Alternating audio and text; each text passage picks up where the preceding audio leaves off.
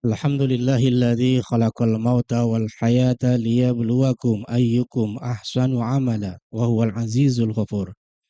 Asyhadu an la ilaha illallah wahdahu la syarika lah wa asyhadu anna Muhammadan abduhu wa rasuluhu la nabiyya ba'dah. Allahumma shalli wa sallim ala sayyidina Muhammadin wa ala alihi wa sahbihi ajma'in wa man tabi'ahum bi ihsanin ila yaumiddin. Amma ba'du.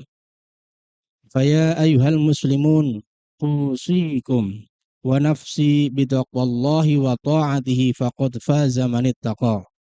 Faqala Allah Ta'ala fi kitabihil karim. A'udzu billahi minasyaitonir rajim.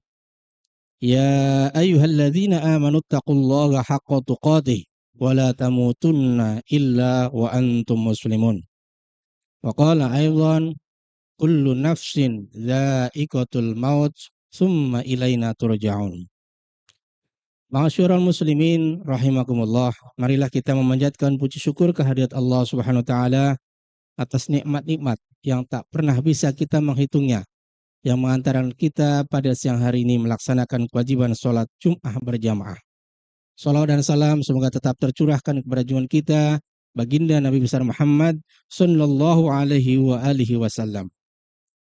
Pada kesempatan mulia ini izinkan khatib berwasiat kepada diri khatib pribadi khususnya dan kepada para jamaah sekalian pada umumnya, agar senantiasa kita meningkatkan kualitas keimanan dan ketakwaan kita kepada Allah Subhanahu wa taala dengan menjalankan perintah-perintahnya dan menjauhi segala larangan-larangannya. Karena kita akan semakin mulia dengan takwa. Ingatlah, takwa diperoleh dari belajar, mendalami ilmu-ilmu agama. Semakin seseorang memahami agama, ketakwaannya insya Allah akan semakin meningkat. Ma'asyiral muslimin rahimakumullah, Islam sangat menganjurkan kepada kita apabila ada salah satu di antara saudara kita, keluarga kita, mendahului kita, wafat mendahului kita.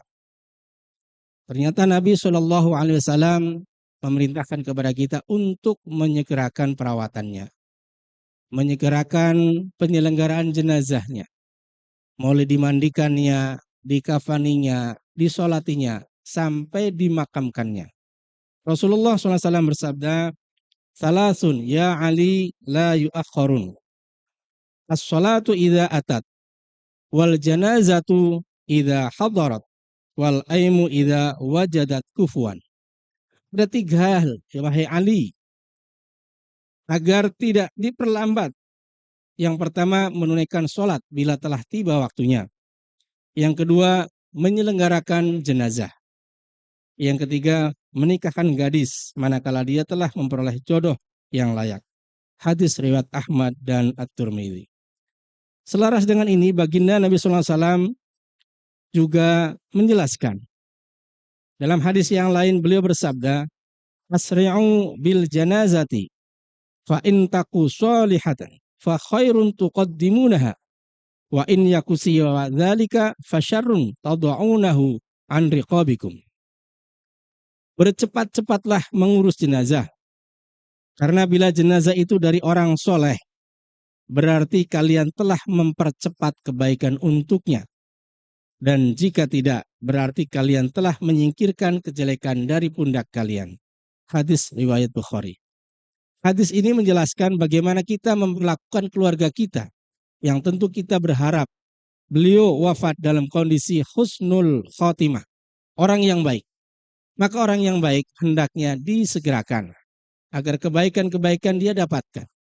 Tapi kalau bukan orang yang soleh, tetap harus disegerakan, karena menjadi beban tanggung jawab kita cepat selesai. Fardu kifayah kita cepat gugur.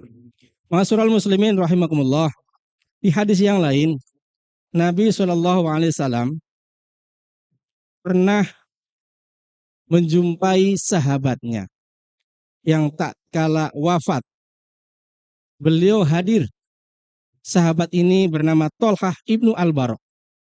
Di mana Tolhah ibnu Al-Bara' wafat, Rasulullah sampaikan kepada keluarga yang hadir, tidak sepatutnya bagi mayatnya seorang muslim kalau ditahan di antara keluarganya. Kalau dia wafat siang, kuburkan siang. Kalau wafat malam, dia kuburkan malam. Hadis riwayat Abu Dawud. Maka terkait dengan ini, kita sebagai muslim haruslah memiliki kapasitas dan perlengkapan yang memadai, khususnya masjid-masjid lingkungan di mana kita tinggal, agar kewajiban mengurus fardu kifayah bisa cepat ditunaikan. Begitu pula dengan tim pemulia jenazah yang akan mengurusnya. Ma'asyiral muslimin rahimakumullah, di dalam mempercepat pengurusan jenazah ini, kita butuhkan waktu antara 5 dan 6 jam. 2 jam pertama dilakukan pertolongan pertama pada jenazahnya oleh keluarganya. 2 jam kedua adalah proses memandikan dan mengkafaninya. 2 jam ketiga mensolatkan dan mengantarkan serta menguburkannya. Waktu yang dibutuhkan ini maka akan memberikan kesempatan kepada keluarga duka yang jauh agar bisa ikut dalam proses pengurusan jenazah. Tapi apabila lewat dari 6 jam, maka tentu kita akan terkatung-katung. Dan ini biasanya kadang terjadi di masyarakat, di mana anaknya meminta, "Entar tunggu saya."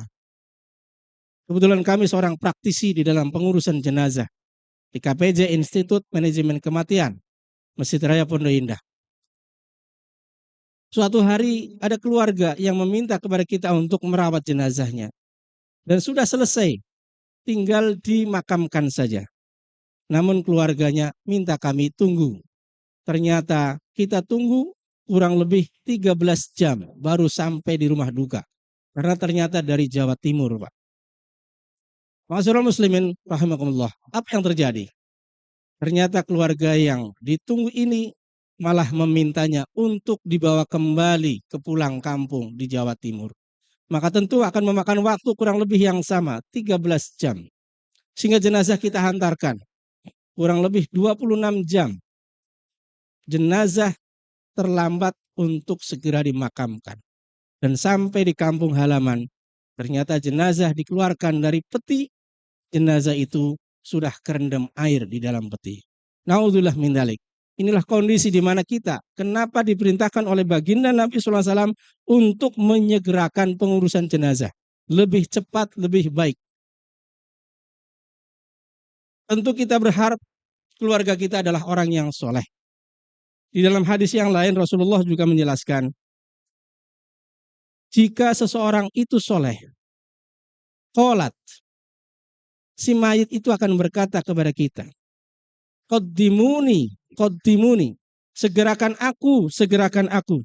Inilah permintaan si mayit kalau dia orang soleh. Segerakan, lebih cepat lebih baik. Wa in kanat ghairu sholihat, kalau sekiranya bukan orang baik-baik, dia pun akan berkata kepada kita, ya wailaha, aina tadhhabuna biha, celaka ini, mau dibawa kemana? Mungkin dia teriaknya jangan. Tentu kita tidak berharap model jenazah yang kedua ini.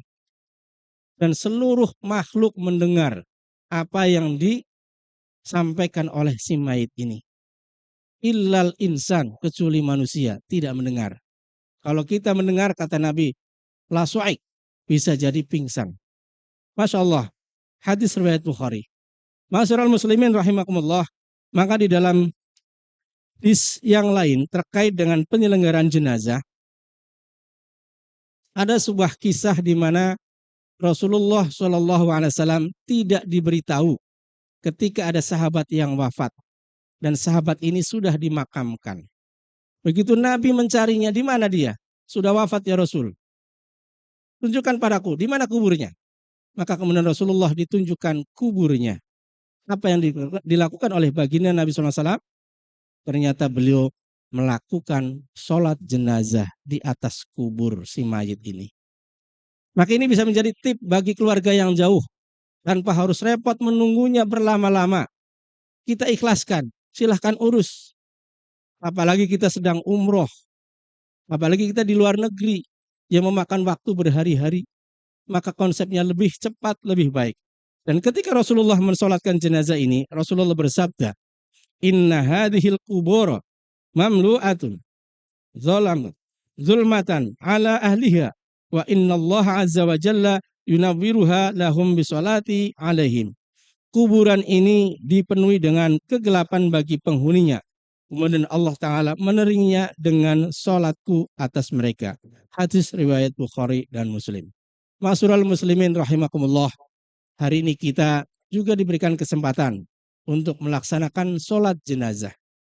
Hadir di tengah-tengah kita selepas sholat jenazah, sholat Jumat nanti kita akan melaksanakan sholat jenazah sebagai bagian dari fardu kifayah kita untuk mengantarkan almarhum mendapatkan doa dari kita. Allahumma gfirlahu warhamhu wa'afihi wa'fanhu.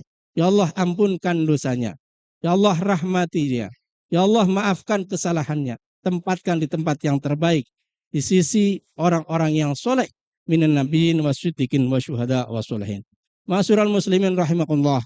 Inilah khutbah singkat pada siang hari ini. Mudah-mudahan membawa manfaat untuk kita dan dapat dilaksanakan di kemudian hari. Barakallahu li wa lakum fil Qur'anil azim wa nafa'ani wa iyyakum bima fihi minal ayati wa dzikril hakim wa taqabbala minni wa minkum tilawatahu innahu huwas samiul alim. Aqulu qouli hadza wa astaghfirullah li wa lakum fastaghfiruh innahu huwal ghafurur rahim.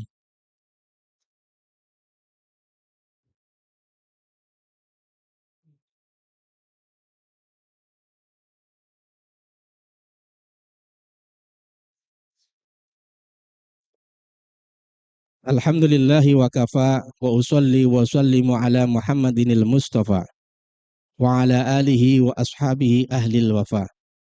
Asyhadu an la ilaha illallah wahdahu la syarika lah wa asyhadu anna Muhammadan abduhu wa rasuluh. Amma ba'd. Fa ya ayyuhal muslimun usikum wa nafsi bi taqwallahil aliyyil azim. Wa alamu anna Allah amarakum bi amrin azim. Amarakum bis salati was salami ala nabiyil karim. Faqala innallaha wa malaikatahu yusalluna 'alan nabi. Ya ayyuhalladzina amanu sallu 'alaihi wa sallimu taslima.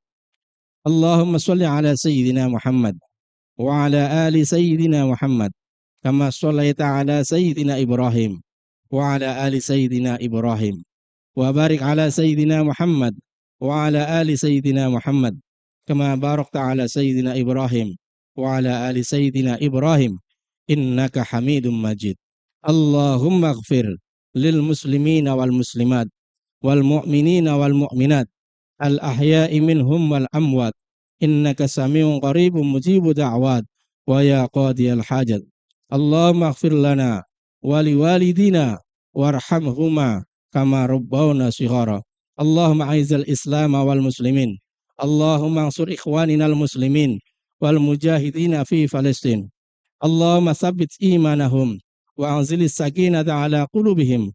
Allahumma ahlikil kafarata wal musyrikin. Allahumma dammiril yahud wa Israel wa syaddid syamlahum wa farriq jamahum. Allahumma ansur alal mujahidina a'daina wa a'da'ad-din ya arhamar rahimin. Rabbana taqabbal minna innaka antas samiul alim wa tub alaina innaka antat tawwabur rahim. Rabbana atina fid dunya hasanah wa fil akhirati hasanatan wa qina adzabannar. Subhana rabbika rabbil izzati amma yasifun wa salamun alal mursalin walhamdulillahi rabbil alamin.